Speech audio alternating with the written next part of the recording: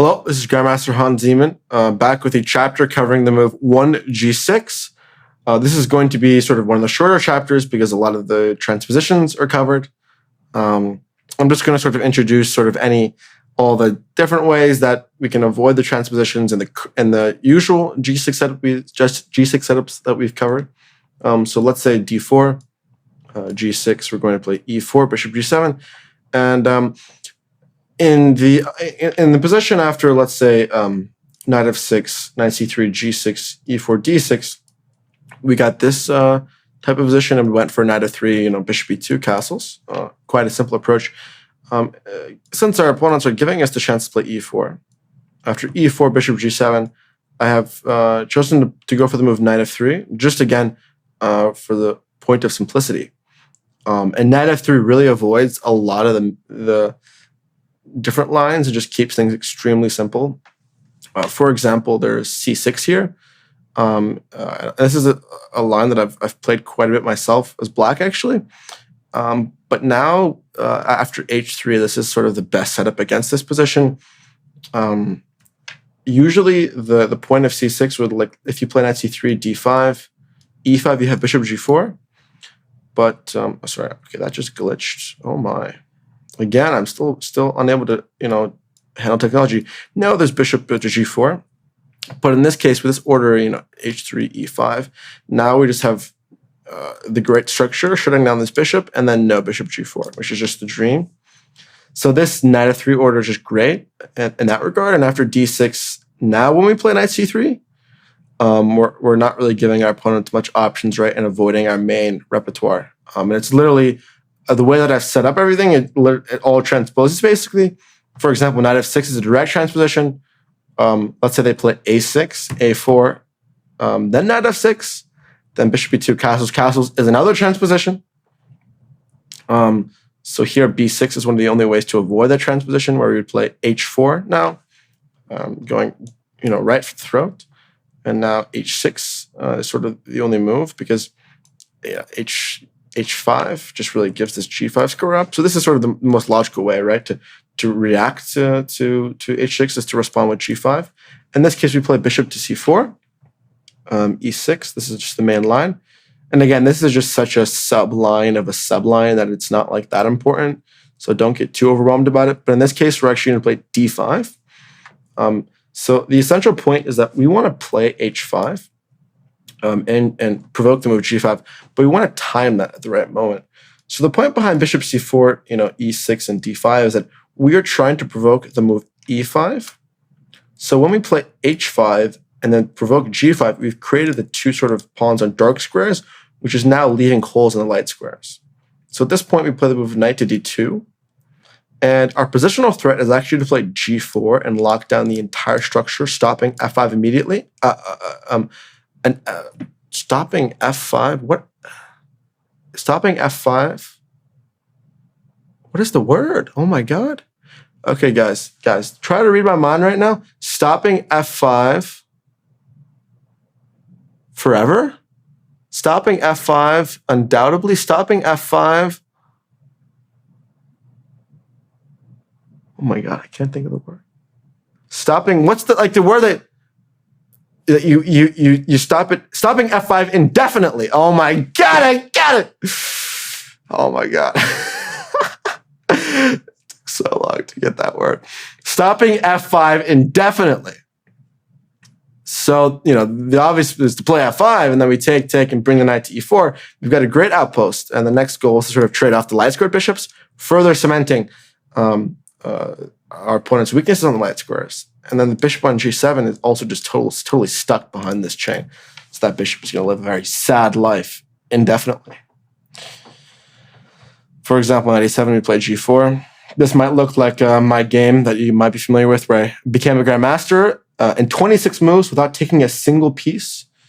It was quite a peaceful game, if you ask me, without taking any pieces. When it gets late and I get tired, the jokes just start rolling out, so smoothly. Or maybe it's just my delusions. Anywho, they can delay it with knight to e7, and then we just play bishop e3. Again, another waiting move, saying, Okay, find a move other than e5 that you can't play, right? The bishop can't really move. Covering e6, the knight can't move because it would, get in the way of the bishop. So there's no other really. We used to move than e5. Now we play knight h2 actually, because we actually provoked the knight to e7. If that can be understood, we actually want the knight to come to e7 because the knight on e7 in combination with f5 is just not good because the knight belongs on f6 to put pressure on e4. This case f5, f3. And after f4, bishop f2, the entire king side has been sort of dealt with, and now we're just going to slide over to the queen side, where we've got a huge space on all of our pieces, and this is just sitting here like, what are these pieces doing, right? What are these pieces doing? So this is sort of not that crucial of a detail, you could say, but that's how things can do. Well, like let's say c6, which is one idea. Then we're going to play h3 here in anticipation. So if d5, immediately you play e5, and at this point, if black doesn't want to be completely worse to have to play f6, immediately trying to break down the center, but we simply play bishop e3, fe, knight h6, castles, and after castles we play rook e1. And again, I didn't see such a need to go into depth here. I think it's important to understand, first of all, the idea of a4 to be understood clearly. We're going to be restricting our opponent and maintaining space on the king side because we have a spatial advantage with the e5 pawn, right? Because we're sort of restricting this bishop quite a bit. And then the knight on b1 can go from d2 to f1 to g3. The bishop can be improved as well. But again, when you have such a dominant pawn against this bishop and also sort of a weak king side, perhaps h4, h5 at some point can be sort of utilized to weaken the black king. This is not really too critical, right? They can play knight h6 in this regard, and then f6, which arguably is a bit natural, right? Because knight h6 is just a developing move. A lot of people will just play it.